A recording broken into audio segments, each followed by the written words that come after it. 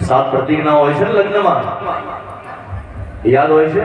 કારણ કે અત્યારે ધામધૂમ વાળા લગ્ન થઈ ગયા, એમાં બીજું બધું સંભળાય, પણ બ્રાહ્મણ બિચારા બોલતા હોય ને, વિધિ કરાવતા હોય, એમાં કોઈ ધ્યાન હોય નહીં. ફોટોગ્રાફર કે આ બાજુ જુઓ, એટલે બ્રાહ્મણ સમજાવતા હોય ને તો ફોટોગ્રાફર બાજુ જોઈને સ્માઇલ આપી. એટલે અત્યારની ગતિવિધિ એવી થઈ ગઈ છે. પણ શાસ્ત્રની વિધિને જો સમજશો ને, એ સમજવી બહુ જરૂરી છે. અને સમજણ વગરનું જ્ઞાન અધૂરું છે. તો આ ફૂલનો જે હાર છે એને સોનાનો હાર સમજજો, અને એકબીજાને અર્પણ કરવું પડે, જાતે પહેરાય નહીં, જાતે પોતાની આપખુદશાહી અને બડાઈ કરાય નહીં, પોતાની પ્રશંસા ન કરાય. પોતાની પ્રશંસા તો બીજા કોઈ કરે.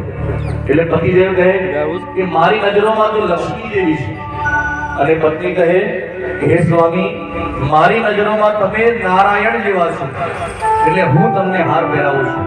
એવી રીતે સૌથી પહેલા પત્ની પોતાના પતિદેવને હાર પહેરાવો.